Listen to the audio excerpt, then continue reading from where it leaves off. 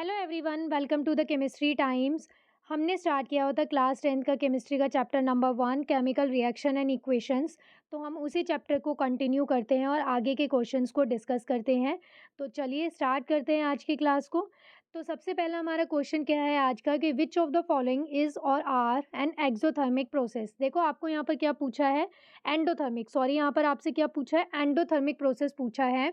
तो endothermic process कौन सी होती है, ऐसी रिएक्शंस या फिर ऐसी प्रोसेस जिनमें हीट क्या होती है, एब्जॉर्ब होती है, यानी कि ऐसी प्रोसेस जिसमें हीट क्या होती है, एंटर होती है, यानी कि रिएक्शन को प्रोसीड करने के लिए हमें क्या करना पड़ता है, एनर्जी को प्रोवाइड करना पड़ता है। ठीक है, एनर्जी को बाहर से देना पड़ता है, ऐसी प्रोसेस को हम बोलते हैं एंडोथर्मिक। तो यहाँ पर हम देखते हैं ऑप्शंस के अकॉर्डिंग कि कौन सी रिएक्शंस एंडोथर्मिक रिएक्शन है या फिर नहीं है। तो फर्स्ट ऑप्शन आपको दिया है कि डाइल्यूशन ऑफ सल्फ्यूरिक एसिड, कि हम लोग क्या करते हैं, सल्फ्यूरिक एसिड का क्या कर रहे हैं, डाइल्यूशन कर रहे हैं, यानी कि एसिड का डाइल्यूशन हो रहा है। तो ये हमने कल ही डिस्कस किया था कि डाइल्यूशन ऑफ एसिड जब भी हम करते हैं तो ये कैसी प्रोसेस होती है, एक्सोथर्मिक प्रोसेस होती है। इसमें हीट रिलीज होती है, यानी कि इसमें हीट क्या होगी, बाहर निकलेगी, ना कि हमें क्या करना पड़ता है, एनर्जी को देना पड़ता है। तो ये कैसी प्रोसेस होगी, एक्सोथर्मिक होगी। नेक्स्ट ऑप्शन आपको दिया है सब्लिमेशन ऑफ ड्राई आइस। तो देखो सब्लिमेशन क्या होता है, डायरेक्ट सॉलिड से गैसियस स्टेट में कन्वर्ट हो जाना without going into the liquid state, यानी कि लिक्विड स्टेट में जाए बिना डायरेक्ट सॉलिड से गैस बन जाना क्या होता है, सब्लिमेशन प्रोसेस होता है। और ये प्रोसेस कैसी होती है भाई, ये एंडोथर्मिक प्रोसेस होती है, क्योंकि इसमें क्या होती है, जो एनर्जी होती है ना वो क्या होता है, स्टेट जब ये चेंज करता है तो एनर्जी क्या होती है, एब्जॉर्ब होती है। तो ये कैसा प्रोसेस होता है, एंडोथर्मिक प्रोसेस होता है। तो ये क्या हो जाएगा, करेक्ट हो जाएगा। और ड्राई आइस क्या होता है, सॉलिड कार्बन डाइऑक्साइड, जो सॉलिड CO2 होता है वो क्या होता है, हमारा ड्राई आइस होता है। नेक्स्ट ऑप्शन आपको दिया है कंडेंसेशन ऑफ वाटर वेपर, कि वाटर वेपर का कंडेंसेशन होना। ये जो प्रोसेस होती है ये जस्ट रिवर्स होती है किसका, इवोपरेशन का। इवोपरेशन क्या होता है, इवोपरेशन होता है वाटर से वेपर में कन्वर्ट हो जाना। इवोपरेशन क्या होता है भाई, लिक्विड स्टेट से किस में कन्वर्ट हो जाना, वेपर स्टेट में चले जाना। तो ये प्रोसेस तो कैसी होती है, लिक्विड से जब वेपर बनते हैं तो ये प्रोसेस कैसी होती है भाई, ये प्रोसेस होती है एंडोथर्मिक। इसमें क्या होती है, एनर्जी एब्जॉर्ब होती है। तो ये प्रोसेस तो कैसी है, एंडोथर्मिक है। और जो इसका जस्ट अपोजिट है, यानी कि कंडेंसेशन जो प्रोसेस होती है जिसमें रिवर्स होगा, वेपर से क्या बनेगा, लिक्विड स्टेट में आएगा। तो इस स्टेट में करने के लिए, इस प्रोसेस को करने के लिए एनर्जी क्या होती है, रिलीज होती है। तो ये किसका एग्जाम्पल बनेगा, ये बनेगा एक्सो का। तो अब आप यहाँ पर ध्यान रखना, जब भी इवोपरेशन होगा, सब्लिमेशन होगा, तो ये किसके एग्जाम्पल बनेंगे, एंडो के एग्जाम्पल बनेंगे। इवोपरेशन और सब्लिमेशन किसके एग्जाम्पल है, एंडो के हैं। और जो कंडेंसेशन प्रोसेस होता है ये जस्ट रिवर्स होता है इवोपरेशन का, और ये किसका एग्जाम्पल होता है, ये एक्सोथर्मिक का एग्जाम्पल होता है। तो अब हम यहाँ पर देखते हैं कि हमें कौन से ऑप्शन में सेकंड और फोर्थ आपको दिया है। तो देखो आपको डी ऑप्शन में दिया है, जिसमें सेकंड और फोर्थ ऑप्शन दिया हुआ है आपको। तो ये क्या हो जाएगा, डी ऑप्शन इसका करेक्ट आंसर। नेक्स्ट क्वेश्चन देखते हैं। In the double displacement reaction between aqueous potassium iodide and aqueous lead nitrate. यहाँ पर देखो क्या हो रहा है, इसने बोला है कि डबल डिस्प्लेसमेंट रिएक्शन हो रही है, किस किस की, पोटाशियम आयोडाइड की, विच इज़ KI। और किसके साथ हो रहा है, ये रिएक्शन हो रही है लेड नाइट्रेट के साथ। तो लेड नाइट्रेट क्या होता है, PbNO3 का ट्वाइस। ये इसके बीच में क्या हो रहा है, इन दोनों के बीच में, दोनों रिएक्टेंट आपको दिए हैं और इन दोनों के साथ क्या हो रहा है, डबल डिस्प्लेसमेंट रिएक्शन हो रहा है। और ये डबल डिस्प्लेसमेंट रिएक्शन करके क्या करते हैं, येलो PPT बनाते हैं लेड आयोडाइड के, विच इज़ PbI2। इसके क्या बन रहे हैं भाई, येलो PPT बन रहे हैं लेड आयोडाइड के। और यहाँ पर आगे देखो क्या दिया है कि वाइल परफॉर्मिंग द एक्टिविटी, जब हम ये एक्टिविटी कर रहे हैं ना डबल डिस्प्लेसमेंट की, तो if lead nitrate is not available, अगर वो बोल रहा है कि ये लेड नाइट्रेट अवेलेबल ही ना हो और हमें यही रिएक्शन करनी हो, ठीक है, तो उसने बोला है कि which of the following can be use in place of lead nitrate. तो हम लेड नाइट्रेट अगर अवेलेबल नहीं होता तो इसके प्लेस पे यही रिएक्शन करने के लिए, डबल डिस्प्लेसमेंट रिएक्शन करने के लिए, और जिसमें हमें क्या मिले, लेड आयोडाइड मिले, येलो PPT मिले लेड आयोडाइड की, यही रिएक्शन करने के लिए हम इसके प्लेस पे क्या यूज़ कर सकते हैं। तो देखो यहाँ पर अगर मान लो यहाँ पर पोटाशियम आयोडाइड और किसी लेड के कंपाउंड से आपको रिएक्शन करनी है और आपको प्रोडक्ट में क्या बनाना है, लेड आयोडाइड बनाना है। तो देखो यहाँ पर ये तो अवेलेबल ही नहीं है लेड नाइट्रेट, आपके पास क्या है, पोटाशियम आयोडाइड अवेलेबल है। ठीक है, तो अब यहाँ से आयोडीन तो कहाँ से आ जाएगा, यहाँ से आ जाएगा पोटेशियम आयोडाइड से, लेड आयोडाइड बनाने के लिए। बट अब यहाँ पर क्वेश्चन ये आता है कि लेड कहाँ से आता है। तो देखो आपको 4 ऑप्शन दिए हैं, तो 4 ऑप्शन में से आप 2 ऑप्शन तो बिल्कुल ऐसे ही एलिमिनेट कर सकते हो, आपको अगर ठीक से कॉन्सेप्ट का पता है डबल डिस्प्लेसमेंट के बारे में। तो देखो यहाँ पर सी ऑप्शन दिया है अमोनियम नाइट्रेट, तो इसका तो कोई काम ही नहीं है, क्योंकि हमें प्रोडक्ट में क्या बनाना है, लेड आयोडाइड बनाना है, यानी कि PbI2 बनाना है। अब ये जो आयोडीन है, ये तो कहाँ से आ रहा है, पोटेशियम आयोडाइड से आ रहा है। दूसरा हमें पता नहीं है कि हमें क्या चूज़ करना है, तो दूसरा हमें पता करना है डबल डिस्प्लेसमेंट के लिए। तो अब इसका मतलब क्या है कि देखो, ना तो अमोनियम नाइट्रेट हो सकता है क्योंकि इसके पास लेड नहीं है, और ना ही पोटेशियम सल्फेट हो सकता है क्योंकि यहाँ से भी लेड नहीं आएगा। तो अब यहाँ पर देखो 2 ही ऑप्शन बचे हैं, एक तो लेड सल्फेट जिससे क्या आ सकता है, लेड आ सकता है, और दूसरा क्या बचा है, लेड एसीटेट जिससे लेड आ सकता है। तो देखो यहाँ पर जो लेड सल्फेट दिया है, ये आपको कैसा दिया है, इनसॉल्युबल दिया है। अब यहाँ पर देखो इनसॉल्युबल अगर ये होगा तो ये रिएक्शन होगी ही नहीं, तो यहाँ पर क्या होना चाहिए, फिर ये एक ही ऑप्शन बचा है, वो क्या बचा है, लेड एसीटेट। तो जब हम पोटेशियम आयोडाइड और यहाँ पर लेड एसीटेट की रिएक्शन करते हैं, तो लेड एसीटेट का फॉर्मूला देखो क्या बनेगा, लेड एसीटेट का फॉर्मूला बनेगा PB, ये लेड का सिंबल होता है, और एसीटेट क्या होता है, CH3CO का ट्वाइस। तो जब इन दोनों की रिएक्शन होगी तो यहाँ पर क्या होगा, डबल डिस्प्लेसमेंट रिएक्शन होगी, और यहाँ से क्या बन जाएगा, ये PB और ये आयोडीन, तो यहाँ से ये बन जाएगा लेड आयोडाइड, और प्लस में ये यहाँ पर क्या बन जाएगा, यहाँ पर ये बन जाएगा पोटेशियम एसीटेट, क्योंकि इसका पोटेशियम बच गया और ये एसीटेट बच गया, तो यहाँ पर ये क्या बन जाएगा, पोटेशियम एसीटेट। तो यहाँ पर जो राइट आंसर इसका बनेगा वो क्या बनेगा, option number B, lead acetate इसका। यहाँ पर जब लेड नाइट्रेट अवेलेबल नहीं होगा तो हम इसको यूज़ कर सकते हैं रिएक्शन करने के लिए।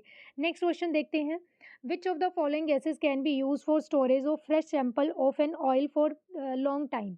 तो देखो यहाँ पर ये फ्रेश ऑयल को हमें क्या करना है, लॉन्ग टाइम के लिए सेव करके रखना है, स्टोर करके रखना है इसे। तो यहाँ पर ये आपको 4 ऑप्शन दिए और इनमें से पूछा है कि कौन सी गैस को हम यूज़ कर सकते हैं, कार्बन डाइऑक्साइड और ऑक्सीजन गैस। तो देखो यहाँ पर इसके लिए जो कॉन्सेप्ट है, वो कौन-सा कॉन्सेप्ट यूज़ हो रहा है, वो कॉन्सेप्ट यूज़ हो रहा है रेंसिडिटी का।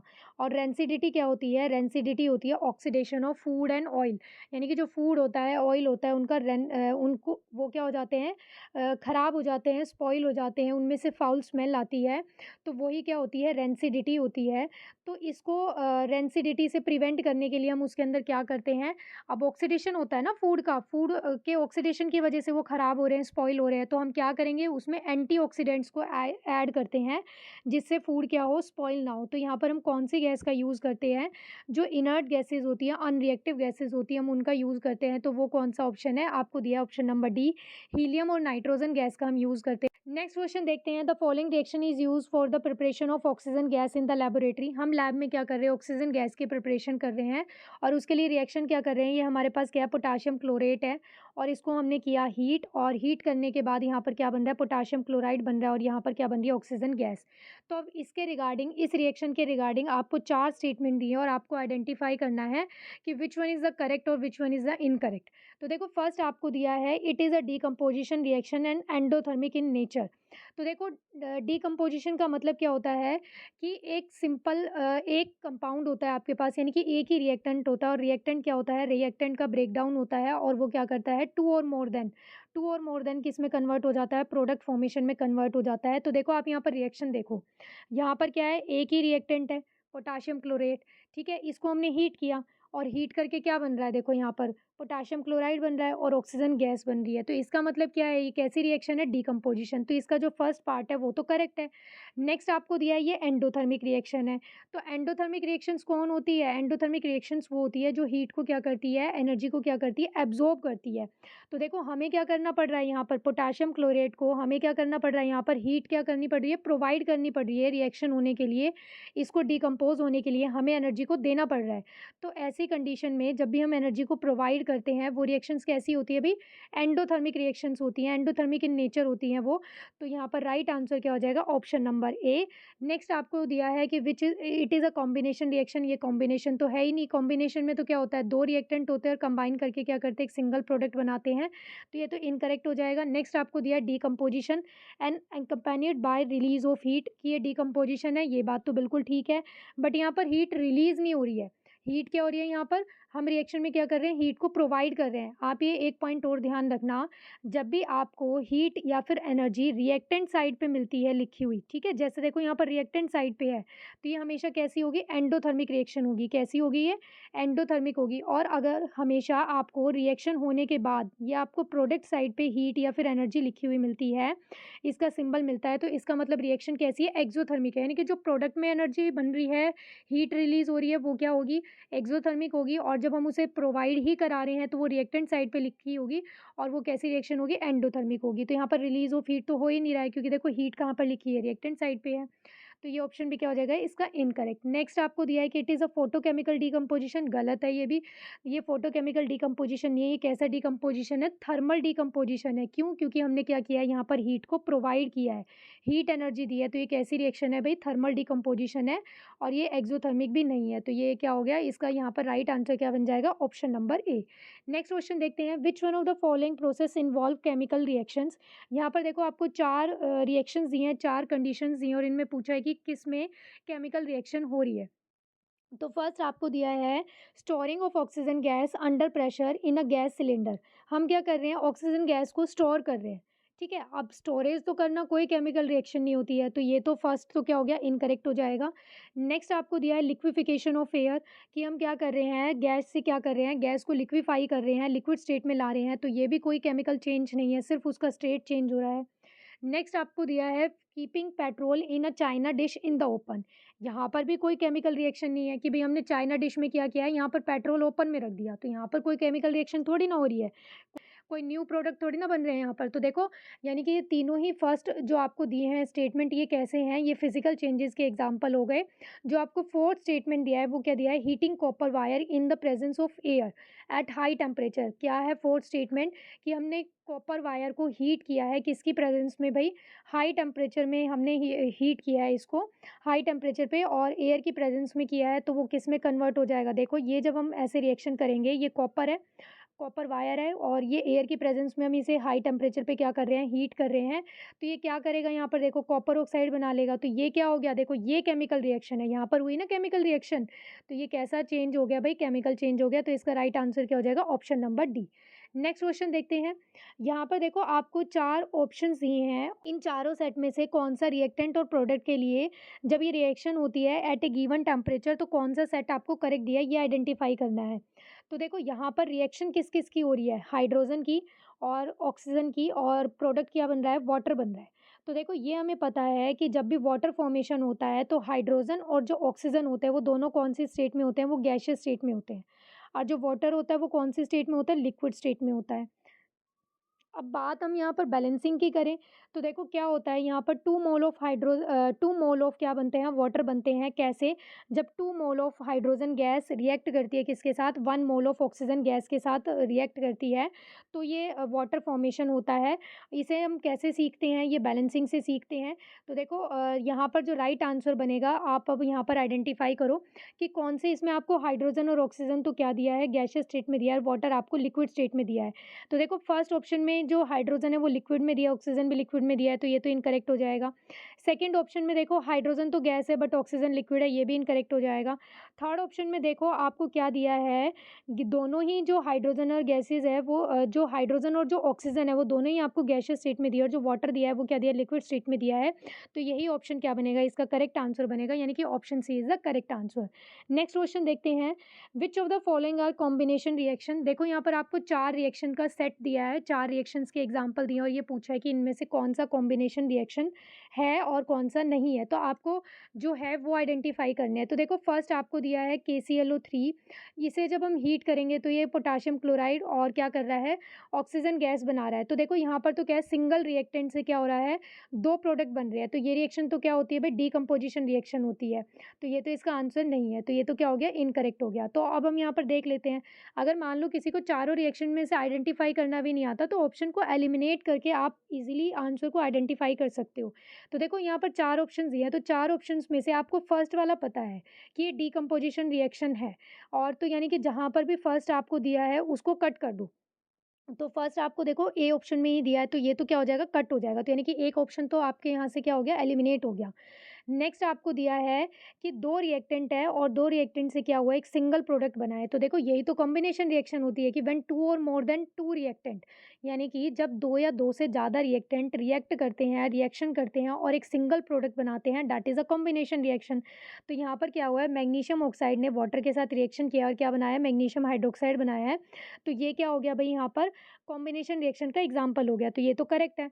नेक्स्ट आपको दिया है, फिर देखो एल्युमिनियम का ऑक्सीडेशन हुआ है, यानी कि एल्युमिनियम ने ऑक्सीजन के साथ रिएक्शन की और इसने क्या बना लिया, एल्युमिनियम ऑक्साइड बना लिया। तो देखो यहाँ पर भी क्या है, 2 रिएक्टेंट है और सिंगल प्रोडक्ट फॉर्मेशन हो रहा है, तो ये भी किसका एग्जाम्पल हो गया, कॉम्बिनेशन रिएक्शन का। तो ये आंसर भी क्या हो गया, करेक्ट हो गया। नेक्स्ट आपको फोर्थ ऑप्शन दिया है कि जिंक ने फेरस सल्फेट के साथ रिएक्शन किया और जिंक सल्फेट प्लस Fe बना लिया। तो देखो ये कैसी रिएक्शन है, यहाँ पर जिंक क्या है, ज़्यादा रिएक्टिव है। तो ये ज़्यादा रिएक्टिव है, तो इसने क्या किया, फेरस को यहाँ से क्या कर दिया, हटा दिया और रिमूव करके डिस्प्लेस करके यहाँ पर खुद क्या हो गया, इसके प्लेस पे आ गया। तो ये जिंक सल्फेट बन गया। तो ये कैसी रिएक्शन होती है, ये कैसी रिएक्शन होती है भाई, ये डिस्प्लेसमेंट रिएक्शन होती है। तो ये क्या है, फोर्थ ऑप्शन भी क्या हो गया, इनकरेक्ट हो गया। तो यहाँ पर जो राइट आंसर बनेगा वो क्या बनेगा, जिसमें ऑप्शन सेकंड और आपको थर्ड दिया है। तो सेकंड और थर्ड देखो आपको कौन से इसमें दिया है, आपको दिया ऑप्शन नंबर डी में। तो राइट आंसर क्या हो जाएगा, option number D, which is a combination reaction. Next question देखते हैं, the number of atoms of each element is conserve in any chemical reaction. देखो यहाँ पर क्या दिया है कि एक स्टेटमेंट दिया है कि जो नंबर ऑफ एटम्स होते हैं ना एलिमेंट के, वो क्या होते हैं केमिकल रिएक्शन के अंदर कंजर्व होते हैं। तो ये स्टेटमेंट जो आपको दिया है ये ट्रू है, फॉल्स है, कांट से इसके बारे में हम कुछ कह नहीं सकते, या फिर ये पार्शली ठीक है और पार्शली गलत है, यानी कि पार्शली ट्रू और फॉल्स है। इस तरह से आपको ये दिया है 4 ऑप्शन में से। तो देखो हमने 9th क्लास में एक law of conservation of mass को पढ़ा था कि law of conservation of mass क्या कहता है कि बिफोर द रिएक्शन, यानी कि जब रिएक्शन होती है उससे पहले और जब रिएक्शन हो जाती है, यानी कि प्रोडक्ट और रिएक्टेंट जो होते हैं उनका जो मास होता है वो क्या रहता है, ओवरऑल कंजर्व रहता है, यानी कि कांस्टेंट रहता है। तो इसी तरह से देखो जब आप बैलेंसिंग भी करते हो तो आपने देखा होगा कि जब हम बैलेंसिंग करते हैं तो उसमें लेफ्ट में और राइट में क्या करते हैं, नंबर ऑफ एटम्स को काउंट करते हैं और उनको देख के बैलेंस करते हैं। तो इसका मतलब क्या है कि जो नंबर ऑफ एटम्स होते हैं वो क्या रहते हैं भाई, केमिकल रिएक्शन में कंजर्व रहते हैं। तभी तो हम दोनों साइड काउंट करते हैं कि इस साइड 2 मैग्नीशियम एटम है तो इस साइड भी 2 होंगे, इस साइड इतनी ऑक्सीजन है तो इस साइड भी इतनी होगी। तो वो इसका मतलब क्या है कि वो क्या रहता है, कंजर्व रहते हैं एक रिएक्शन में। तो इसका राइट आंसर क्या बनेगा, option number A, true statement है ये। नेक्स्ट क्वेश्चन देखते हैं, complete the missing variable given as. देखो यहाँ पर एक इक्वेशन दिया है और इसमें एक्स और वाई आपको आइडेंटिफाई करना है कि ये क्या होते हैं मिसिंग वेरिएबल को। तो देखो यहाँ पर आपको लेड नाइट्रेट दिया है कि ये एक्वस होता है और फिर दिया है पोटाशियम आयोडाइड, ये भी कैसा होता है, एक्वस स्टेट में होता है और ये दोनों रिएक्शन करते हैं। तो देखो लेड नाइट्रेट और पोटाशियम आयोडाइड की रिएक्शन कैसी होती है भाई, ये डबल डिस्प्लेसमेंट रिएक्शन होती है। कैसी रिएक्शन होती है, डबल डिस्प्लेसमेंट का एग्जाम्पल है। और यहाँ पर देखो क्या बन जाता है, लेड आयोडाइड बन जाता है। तो हमें क्या करना है, इसकी स्टेट आइडेंटिफाई करनी है एक्स, और यहाँ पर क्या है KNO3 दिया है आपको, और इसकी भी स्टेट पोटाशियम नाइट्रेट की भी स्टेट आपको आइडेंटिफाई करनी है कि कौन से स्टेट में बनता है। तो देखो ये डबल डिस्प्लेसमेंट रिएक्शन है, तो डबल डिस्प्लेसमेंट में जब ये दोनों रिएक्टेंट रिएक्शन करते हैं तो ये रिएक्शन करके क्या करते हैं, यहाँ पर लेड आयोडाइड की क्या करते हैं भाई, पीपीटी बनाते हैं। पीपीटी क्या होती है, एक सॉलिड कंपाउंड होता है ये, ठीक है। तो ये लेड आयोडाइड क्या होता है, ये सॉलिड फॉर्म में होता है। तो अब देखो अगर ये सॉलिड फॉर्म में है तो दूसरा क्या होगा, एक्वस ही होगा। अगर ये भी सॉलिड होगा तो आप कैसे आइडेंटिफाई कर पाओगे, तो ठीक है। तो यहाँ पर ये जो KNO3 होता है ये क्या होता है, एक्वस सॉल्यूशन होता है। तो यहाँ पर देखो लेड आयोडाइड की जो स्टेट आई है वो कैसी आई है भाई, वो आई है सॉलिड, और जो KNO3 है ये क्या है, ये इस सॉल्यूशन के अंदर, जैसे देखो ये सॉल्यूशन है पोटाशियम नाइट्रेट का, तो इस पोटाशियम नाइट्रेट के सॉल्यूशन के अंदर क्या होता है, यहाँ पर ये लेड आयोडाइड की क्या होती है, पीपीटी होती है, यानी कि सॉलिड फॉर्म में इस तरह से रहता है। ये रिएक्शन करने के बाद येलो कलर की ये पीपीटी बनती है। तो यहाँ पर देखो आपको जो KNO3 है इसके लिए क्या आएगा, इसके लिए आएगा एक्वस। तो यहाँ पर एक्वस कौन से ऑप्शन में दिया है, फर्स्ट के लिए क्या आएगा, इसके लिए सॉलिड आएगा। तो यानी कि सॉलिड और एक्वस आपको आइडेंटिफाई करना है कि कौन से उसमें दिया है। तो ये पेयर, तो ये आपको दिया ऑप्शन नंबर डी में, सॉलिड और एक्वस। तो इसका राइट आंसर क्या हो जाएगा, option number D. Next question देखते हैं, identify the X and Y in the following reaction. तो देखो यहाँ पर आपको एक रिएक्शन दी और इस रिएक्शन में आपको क्या करना है, यहाँ पर आइडेंटिफाई करना है कि ये एक्स यानी कि HNO3 जो नाइट्रिक एसिड है इसके मोल्स कितने हैं और यहाँ पर नाइट्रोजन डाइऑक्साइड के मोल्स कितने हैं। तो आप क्या करोगे करोगे यहाँ पर देखो नंबर ऑफ एटम्स को काउंट करके ये आइडेंटिफ़ाई करते हैं कि कितने हैं। तो आप या तो क्या कर सकते हो, अगर ये किसी को बैलेंसिंग करनी नहीं आती है तो आप देखो ऑप्शन में से ही चूज़ करके क्या कर सकते हो, इनको आराम से ईज़िली बैलेंस कर सकते हो। जैसे ऑप्शन में से कैसे, आप यहाँ से एक-एक ऑप्शन पिक करते जाओ, या तो आप डायरेक्ट ही बैलेंस कर लो कि इस साइड इतने हैं, इस साइड इतने हैं, ऐसे काउंट कर लो। या फिर आप ऑप्शन में से भी कर सकते हो, जैसे कि अगर मान लो आप फर्स्ट ऑप्शन को ही लेते हो, तो यहाँ पर x की वैल्यू अगर आपने 4 ली, तो यहाँ पर क्या हो जाएगा, देखो ये रिएक्शन ऐसे हो जाएगी, कॉपर प्लस में 4HNO3, और इसने रिएक्शन किया और यहाँ पर ये क्या बन गया, कॉपर नाइट्रेट, ये कॉपर नाइट्रेट बन गया, और यहाँ पर Y के प्लेस पे क्या आ जाएगा, यहाँ पर देखो 2 दिया है तो 2NO2, और यहाँ पर क्या है प्लस में 2H2। अब देखो काउंट करके देख लो, अब यहाँ पर कितना कॉपर है, 1 1। अब यहाँ पर ये देखो, ये कॉपर तो है ही बैलेंस। अब यहाँ पर देखो इसमें जो ऑक्सीजन गैस है वो कितनी है, देखो यहाँ पर 3 है और यहाँ पर 4 है, तो 4 3 ज़ा इज़ 12, तो 12 ऑक्सीजन है रिएक्टेंट में। अब यहाँ पर प्रोडक्ट साइड पे काउंट करके देखो तो कितनी हो जाएगी, देखो 3 2 ज़ा 6, और यहाँ पर क्या हो जाएगा, यहाँ पर 2NO2 है तो ये कितना हो जाएगा, 2 2 ज़ा 4, तो 6 + 4 10, और यहाँ पर क्या हो गई, ये 2, तो ये कितनी हो गई 12, तो यानी कि ऑक्सीजन प्रोडक्ट साइड पे भी कितनी है, 12। अब क्या बच गया यहाँ पर, देखो नाइट्रोजन को बैलेंस करके देख लो, नाइट्रोजन को काउंट करो तो यहाँ पर देखो कितने हैं, इसके सामने लिखा है 4, तो ये 4 नाइट्रोजन हो गए। यहाँ पर काउंट करो तो यहाँ पर कितने हो जाएँगे, देखो 2 तो इस साइड है, नाइट्रोजन डाइऑक्साइड में 2 तो इस साइड है, और 2 इसमें है कॉपर नाइट्रेट के साथ, तो ये कितने हो गए, 4 हो गए, तो ये भी बैलेंस हो गया। हाइड्रोजन देखो इधर कितनी है, 4 एटम है, और यहाँ पर कितने हैं, 2 2 ज़ा 4, तो ये फर्स्ट ऑप्शन ही क्या हो जाएगा, इसका करेक्ट आंसर हो जाएगा। तो इस तरह से हम बैलेंसिंग करके देखते हैं नंबर ऑफ एटम्स को काउंट करके। नेक्स्ट क्वेश्चन देखते हैं, the following reaction is an example of, देखो यहाँ पर एक ये रिएक्शन दी और ये पूछा है कि कौन से टाइप की रिएक्शन बनेगी, किसका एग्जांपल है। डिस्प्लेसमेंट रिएक्शन है, कॉम्बिनेशन रिएक्शन है, डिकम्पोजिशन है, या फिर एक्सोथर्मिक है। तो देखो कैल्शियम ऑक्साइड को जब हमने वाटर के साथ रिएक्ट कराया तो यहाँ पर क्या होता है, एक तो कैल्शियम हाइड्रोक्साइड बन रहा है, यानी कि सिंगल प्रोडक्ट फॉर्मेशन हो रही है। तो सिंगल प्रोडक्ट फॉर्मेशन किस में होती है भाई, कॉम्बिनेशन रिएक्शन में होती है, तो यानी कि सेकंड ऑप्शन तो इसका आएगा ही आंसर। तो अब देखो सेकंड आपको यहाँ पर अगर आप देखो ध्यान से, तो देखो अगर आपको एक स्टेटमेंट पता है, इससे आंसर हो जाएगा। तो देखो ऑप्शन नंबर फर्स्ट जो दिया है, ए दिया है, उसमें थर्ड दिया है ओनली, तो ये तो होगा नहीं, क्योंकि सेकंड तो पक्का ही है, क्योंकि 2 रिएक्टेंट रिएक्ट करके एक सिंगल प्रोडक्ट बना रहे हैं। अब जो बी ऑप्शन दिया है इसमें आपको फर्स्ट और थर्ड दिया है, तो ये भी नहीं होगा, क्योंकि इसमें सेकंड नहीं है, और सेकंड तो हमें पता है कन्फर्म है। और फिर डी ऑप्शन दिया ओनली 1, तो 1 तो खाली होगा ही नहीं, क्योंकि सेकंड तो आया ही नहीं इसमें, और सेकंड हमें पता है कन्फर्म है। तो इसका राइट आंसर क्या होगा, ऑप्शन नंबर सी, सेकंड और फोर्थ। अब फोर्थ क्यों हुआ है, क्योंकि जब हम कैल्शियम ऑक्साइड की रिएक्शन वाटर के साथ करते हैं तो इसमें क्या होता है, कैल्शियम हाइड्रोक्साइड बनाता है, और साथ में क्या होता है, हीट रिलीज़ होती है। लार्ज अमाउंट में क्या होती है, यहाँ पर हीट इवॉल्व होती है। तो ये ऐसी रिएक्शंस को हम क्या बोलते हैं, एक्सोथर्मिक रिएक्शन बोलते हैं। तो इसलिए इसका क्या है, ऑप्शन नंबर ये जो फोर्थ दिया है ये भी करेक्ट होगा, यानी कि एक्सोथर्मिक भी इसके लिए करेक्ट आएगा। तो यहाँ पर क्या बन जाएगा, सी करेक्ट आंसर बनेगा।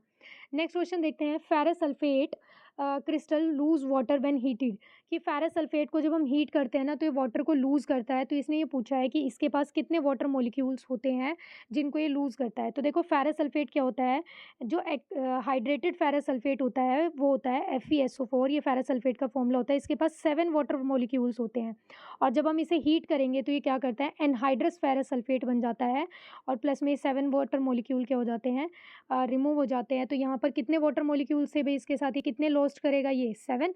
तो इसका राइट आंसर क्या हो जाएगा, option number B 7। Next question देखते हैं, हीटिंग ऑफ लाइमस्टोन, की जो लाइमस्टोन होता है जब हम उसको हीट करते हैं तो क्या बनता है, स्लेक लाइम बनता है, क्विक लाइम बनता है, लाइम वाटर बनता है, या फिर कास्टिक सोडा बनता है। तो देखो लाइमस्टोन क्या होता है, लाइमस्टोन होता है कैल्शियम कार्बोनेट।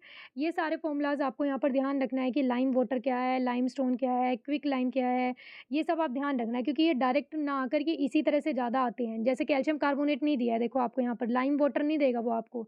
लाइम वाटर क्या होता है, कैल्शियम हाइड्रोक्साइड का जो एक्वस सॉल्यूशन होता है वही लाइम वाटर होता है, बट वो डायरेक्ट आपको नहीं देगा, वो आपको इसी तरह से देगा, लाइम वाटर, लाइमस्टोन, ठीक है। क्विक लाइम की ये सब क्या होते हैं, तो देखो लाइमस्टोन को जब हम हीट करते हैं तो हीट करने पर ये क्या करता है, डिकम्पोजिशन रिएक्शन शो करता है, और किस तरह से ये बनाता है, कैल्शियम ऑक्साइड प्लस में यहाँ पर क्या बनती है, कार्बन डाइऑक्साइड गैस रिलीज होती है। तो यहाँ पर देखो क्या बना है, ये कैल्शियम ऑक्साइड क्या होता है, क्विक लाइम होता है। तो यहाँ पर कौन सा ऑप्शन ठीक होगा भाई, ऑप्शन नंबर बी, यहाँ पर क्या प्रोड्यूस हो रहा है, क्विक लाइम। नेक्स्ट क्वेश्चन देखते हैं, carbon dioxide gas turns with a popup sound when a burning candle is brought near it.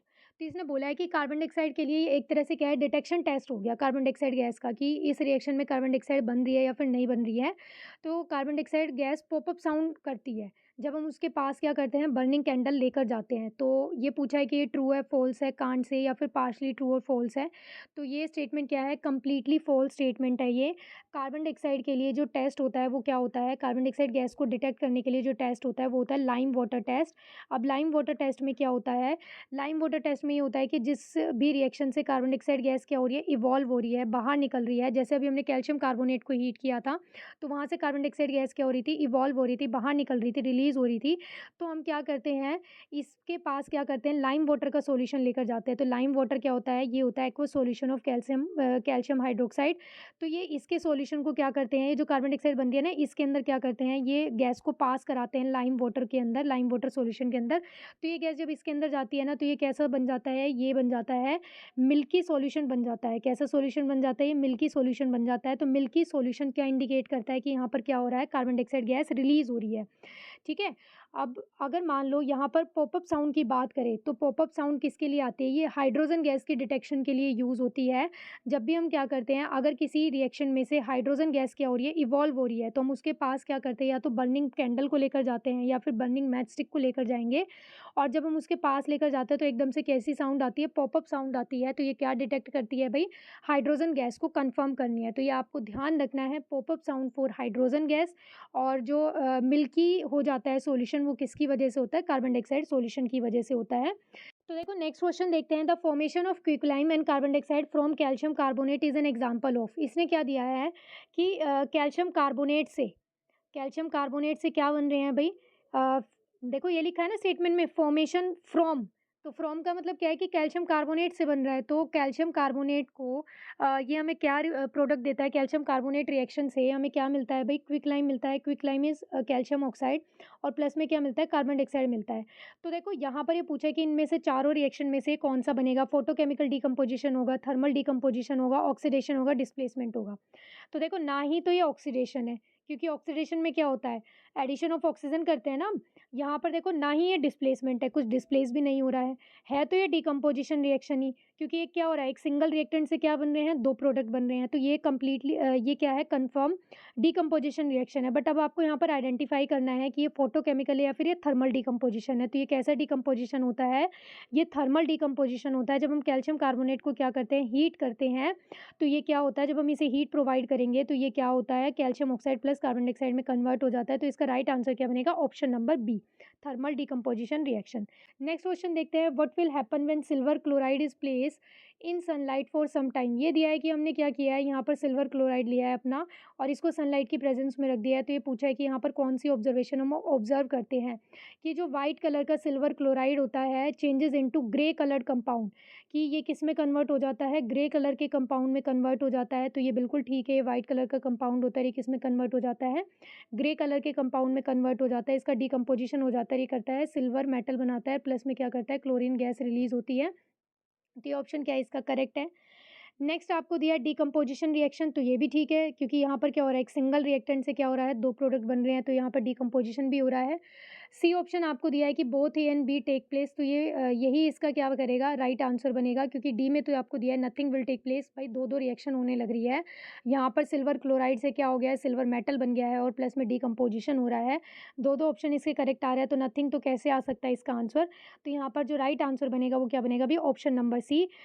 Next question देखते हैं, which of the following can be decompose by the action of sunlight, कि किसको हम sunlight की presence में क्या कर सकते हैं, डिकम्पोज कर सकते हैं। तो देखो यहाँ पर आपको चार ऑप्शंस दिए हैं, potassium bromide, silver bromide, magnesium oxide या फिर सोडियम क्लोराइड। तो यहाँ पर हमें पता है कि हम सिल्वर ब्रोमाइड को जब सनलाइट की प्रेजेंस में रखते हैं तो यहाँ पर क्या होती है, डिकम्पोजिशन रिएक्शन होती है। किस तरह से होती है, ये हमने सिल्वर ब्रोमाइड को सनलाइट की प्रेजेंस में रखा, तो यहाँ पर क्या होता है, सिल्वर मेटल बन जाती है और प्लस में क्या होता है, यहाँ पर ब्रोमीन गैस क्या होती है भाई, रिलीज़ हो जाती है। तो ये अब देखो यहाँ पर ब्रोमीन कितने हैं, 2 है, तो यहाँ पर भी ट्वाइस करना पड़ेगा। अब यहाँ पर सिल्वर 2 हो गए तो यहाँ पर भी 2 करना पड़ेगा। तो ये क्या है, इसकी बैलेंसिंग रिएक्शन है। तो इसका राइट आंसर क्या बन जाएगा, ऑप्शन नंबर बी, कि भाई सिल्वर ब्रोमाइड का क्या हो जाता है, डिकम्पोजिशन हो जाता है। नेक्स्ट क्वेश्चन देखते हैं, the heating of lead nitrate produces brown fumes of X gas. देखो यहाँ पर क्या दिया है कि लेड नाइट्रेट को हम क्या कर रहे हैं, हीट कर रहे हैं और हीट करने पर क्या बन रहा है भाई, ब्राउन फ्यूम्स बन रहे हैं, ठीक है। तो ये कौन सी गैस के बनते हैं ये पूछा है इसने, और हमें यहाँ पर ये जो ब्राउन गैस है इसी को आइडेंटिफाई करना है। ये बहुत इंपॉर्टेंट क्वेश्चन है। तो ये क्या है, देखो यहाँ पर जो इसका आंसर बनेगा वो क्या बनेगा, option number C, nitrogen dioxide होता है। होता क्या है, देखो लेड नाइट्रेट होता है, ये लेड नाइट्रेट का फॉर्मूला क्या होता है, PbNO3 का ट्वाइस। जब हम इसे हीट करते हैं तो यहाँ पर क्या होता है, देखो डीकम्पोजिशन रिएक्शन होती है और ये क्या करता है, यहाँ पर ये बनाता है लेड ऑक्साइड। ये बनाया इसने लेड ऑक्साइड, प्लस में क्या बनता है, यहाँ पर नाइट्रोजन डाइऑक्साइड बनती है और प्लस में क्या होती है, यहाँ पर ऑक्सीजन गैस भी बनती है। तो देखो सिंगल रिएक्टेंट से क्या हुआ है, यहाँ पर देखो 3 प्रोडक्ट बन रहे हैं, लेड ऑक्साइड भी बना है, नाइट्रोजन डाइऑक्साइड भी बना है और ऑक्सीजन गैस भी बनी है। तो एक तो ये कैसी रिएक्शन है, डीकम्पोजिशन रिएक्शन है, और वो भी कैसी है, थर्मल डीकम्पोजिशन है, क्योंकि हम हीट की प्रेजेंस में करते हैं। और यहाँ पर ये क्या होता है, ये जो NO2 होता है, नाइट्रोजन डाइऑक्साइड गैस होती है, यही कैसी फ्यूम शो करती है, ये ब्राउन फ्यूम्स को शो करती है। तो ये ब्राउन फ्यूम्स जो होती है यही किसका डिटेक्शन होता है, ये नाइट्रोजन डाइऑक्साइड का डिटेक्शन होता है आइडेंटिफाई करने के लिए। और जो लेड ऑक्साइड होता है, ये हमें कैसे पीपीटी मिलते हैं, ये हमें येलो पीपीटी मिलते हैं। तो देखो इस रिएक्शन से हमें 2-2 ऑब्जर्वेशन मिल रही है, एक तो ये वाली और एक ये वाली, तो क्वेश्चन कैसे भी बन सकता है। तो यहाँ पर राइट आंसर क्या बनेगा इसका, ऑप्शन नंबर सी, क्योंकि इसमें इसने क्या पूछा था, गैस के बारे में ही पूछा था। नेक्स्ट क्वेश्चन देखते हैं, the carbonate of a metal lead is a white solid, कि लेड मेटल है और उसका कार्बोनेट आपको दिया हुआ है, यानी कि लेड कार्बोनेट आपको दिया है। और इसमें क्या बोला है उसने कि ये वाइट कलर का सॉलिड होता है और ये डिकम्पोज हो जाता है। डिकम्पोज हो रहा है, इसका मतलब क्या है, डिकम्पोजिशन रिएक्शन है। व्हेन हीटेड, जब हम इसको हीट करेंगे तो ये क्या करता है, एक तो येलो सॉलिड बनाता है। तो जो येलो सॉलिड बनता है वो क्या होता है, लेड ऑक्साइड होता है। और प्लस में क्या करता है, ये कार्बन डाइऑक्साइड गैस बनाता है। देखो जहाँ भी कार्बोनेट होता है वहाँ पर कार्बन डाइऑक्साइड गैस तो बनेगी, तो ये कार्बन डाइऑक्साइड गैस बनाता है। तो अब इसने ये पूछा है कि ये जो एक्स कंपाउंड है, जो येलो सॉलिड बन रहा है ना, इसने इसको क्या बोला है, एक्स कंपाउंड बोला है। तो जो ये येलो सॉलिड है ये क्या है, इसका फॉर्मूला क्या है, तो ये क्या होता है हमारे पास, ये लेड ऑक्साइड होता है। तो इसका राइट आंसर क्या बन जाएगा, option number B. Next question देखते हैं, which of the following is an exothermic reaction. यहाँ पर देखो आपको 4 ऑप्शन दिए हैं और इनमें से पूछा है कि कौन सा एक्सोथर्मिक होता है। तो देखो फर्स्ट दिया है dissolution of sodium hydroxide in water. Exothermic हमें पता है, एक्सोथर्मिक ये होगा जिनमें हीट या फिर एनर्जी क्या होगी, आउट होगी, बाहर रिलीज होगी। तो और सोडियम हाइड्रोक्साइड क्या होता है, सोडियम हाइड्रोक्साइड होता है NaOH। जब हम इसको क्या करते हैं, घोलते हैं, डिसॉल्व करते हैं किसके अंदर, वाटर के अंदर। तो ये ठीक है, जो जिस भी बीकर में या कंटेनर में हम इसको डिसॉल्व करेंगे, ये वो क्या हो जाता है, कंटेनर, वो फ्लास्क क्या हो जाएगा, यहाँ पर वो वार्म हो जाता है। तो वार्म होने का मतलब क्या है कि वहाँ से क्या हो रही है, एनर्जी रिलीज हो रही है। तो ये कैसा एग्जाम्पल हो गया, एक्सोथर्मिक का हो गया। तो यानी कि ऑप्शन नंबर ए करेक्ट है। नेक्स्ट आपको दिया है इवोपरेशन। तो ये मैंने बताया था पीछे कि इवोपरेशन जब भी होगा तो आपको ध्यान रखना है कैसी रिएक्शन होगी, एंडोथर्मिक होगी, एनर्जी को एब्जॉर्ब करता है ये। सब्लिमेशन भी किसका एग्जाम्पल होता है भाई, सब्लिमेशन भी एंडोथर्मिक का ही एग्जाम्पल होता है, ये भी क्या करता है, एनर्जी को एब्जॉर्ब करता है। नेक्स्ट आपको दिया है dissolution of salt in water. तो ये तो आप घर में भी करते ही हो नॉर्मली, कि आपने पानी के अंदर क्या किया, वाटर के अंदर सॉल्ट को घोला है, तो आपने देखा क्या कभी वहाँ से एनर्जी रिलीज हो रही है, तो ऐसा नहीं होता है। तो यहाँ पर जो ऑप्शन बनेगा वो क्या बनेगा, ऑप्शन नंबर ए इसका राइट आंसर होगा। यहीं पे क्या होती है, हीट या फिर एनर्जी हम बोल सकते हैं रिलीज होती है, जिसकी वजह से जो हमारा फ्लास्क होता है या फिर बीकर होता है वो भी क्या हो जाता है, वार्म हो जाता है। नेक्स्ट क्वेश्चन देखते हैं, which of the following is an exothermic reaction.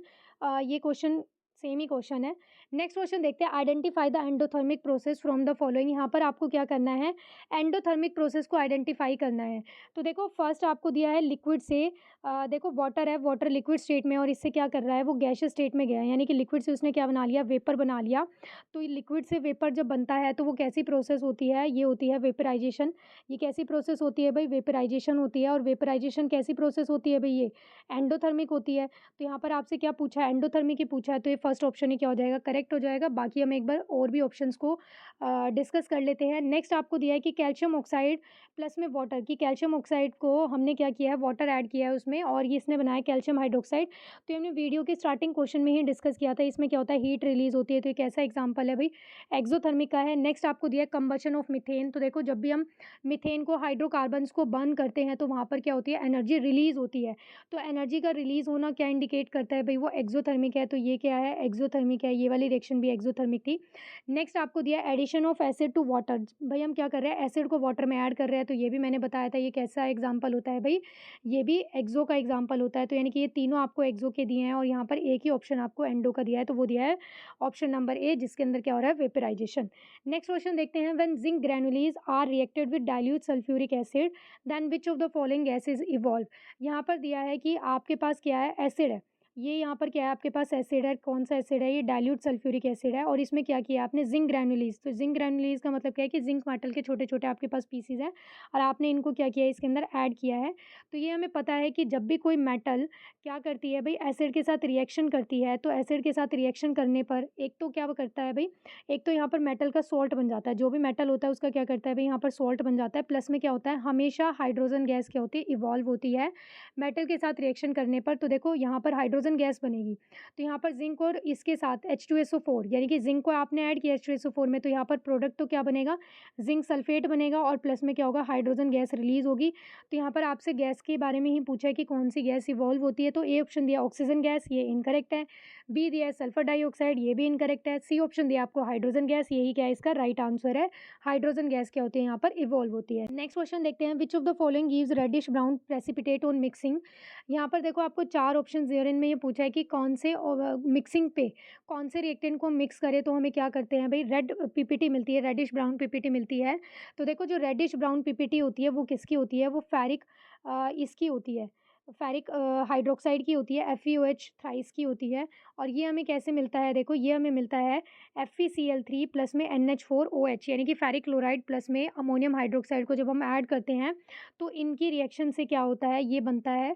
और इसी की जो पीपीटी होती है वो कैसे कलर की होती है भई, रेडिश ब्राउन कलर की पीपीटी होती है और प्लस में यहाँ पर क्या बनता है इसके साथ, ये बन जाता है अमोनियम क्लोराइड। तो इसका राइट आंसर क्या बन जाएगा भई, ऑप्शन नंबर ए, यही क्या होता है, रेडिश ब्राउन पीपीटी देता है। और ये डबल डिस्प्लेसमेंट का भी एग्जांपल हो गया ना, देखो यहाँ पर डबल डिस्प्लेसमेंट हो गया, आयंस का एक्सचेंज हो गया।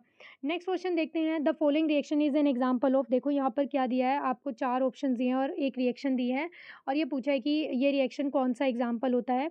तो देखो पहले यहाँ पर ध्यान से क्या है, आयरन का ऑक्साइड है, एल्युमिनियम के साथ आपने रिएक्शन किया और हीट की प्रेजेंस में किया। तो देखो यहाँ पर क्या है, एल्युमिनियम ने आयरन को क्या कर दिया है, डिस्प्लेस कर दिया है। क्यों, क्योंकि एल्युमिनियम क्या होता है, मोर रिएक्टिव होता है, aluminium is more reactive than iron.